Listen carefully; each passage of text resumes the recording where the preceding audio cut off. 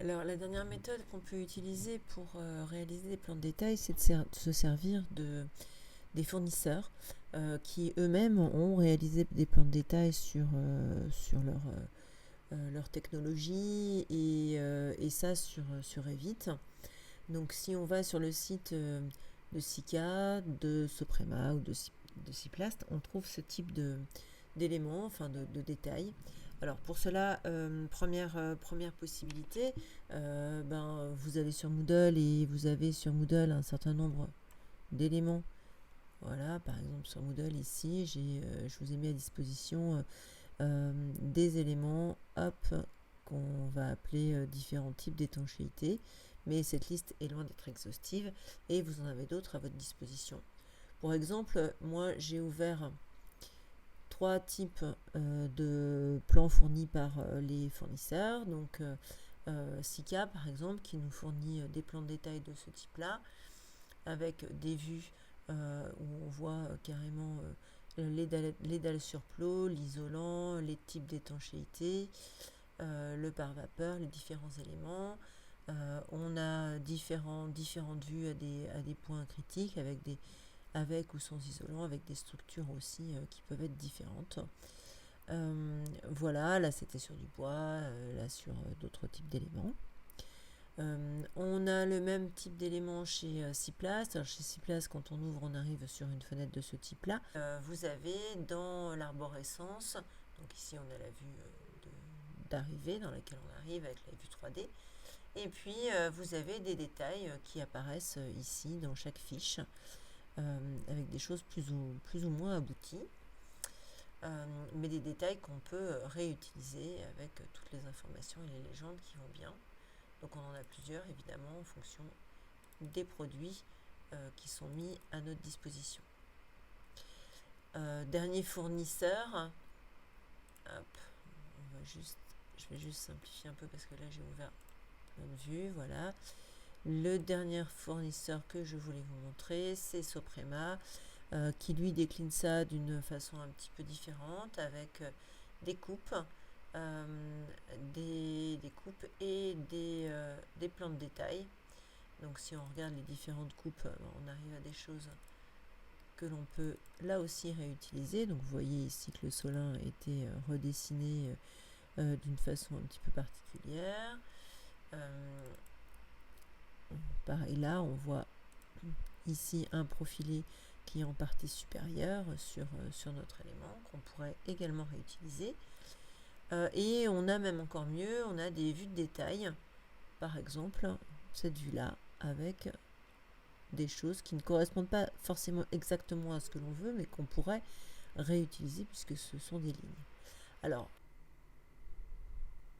donc il est possible d'insérer les différents modèles que l'on voit ici, les différentes coupes de détails plus ou moins finalisées, et de s'en servir par la suite sur notre plan. Donc pour faire ça, relativement simple, il suffit d'aller dans insérer à partir du fichier et là on peut choisir d'insérer des vues à partir d'un fichier. Donc je prends par exemple le fichier dalle sur plot support béton pour voir ce que ça peut donner. Je clique sur ouvrir et là en fait le logiciel me propose toutes les vues et toutes les feuilles qui sont à disposition. Donc je vais peut-être prendre uniquement les vues et les feuilles et je peux prendre une vue de détail, relevé, isolant, hop, et je choisis cette vue là.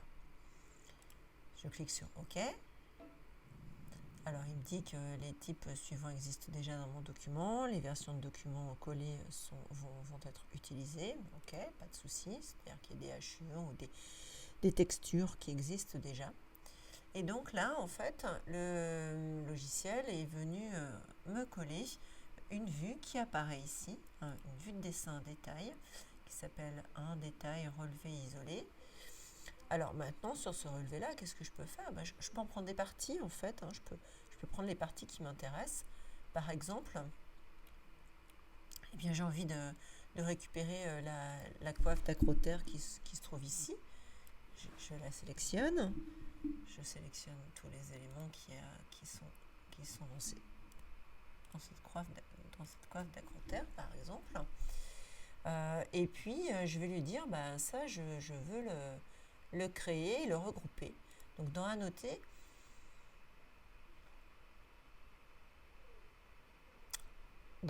on a ici la possibilité de créer des groupes de détails.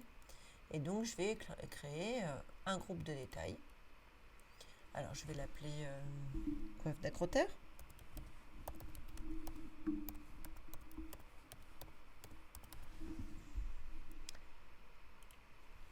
Voilà, donc cette coiffe d'accroteur, maintenant, elle est créée en tant que telle.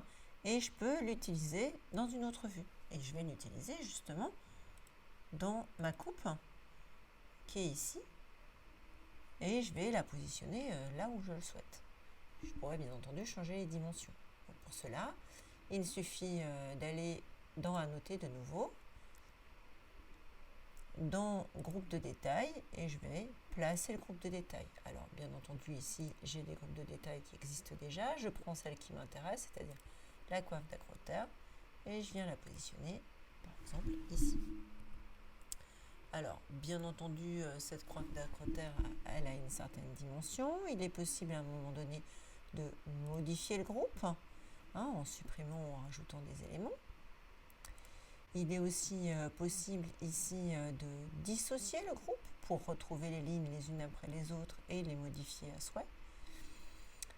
Et il est possible de tourner l'élément comme on le souhaite. Bon, ça n'a pas trop de sens, mais admettons.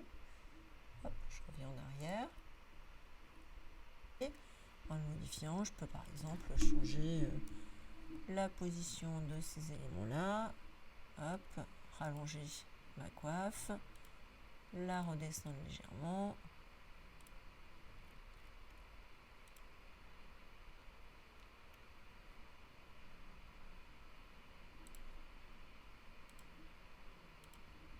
Voilà. Et en faire un petit peu ce que je veux, si je veux leur diminuer. Et je termine.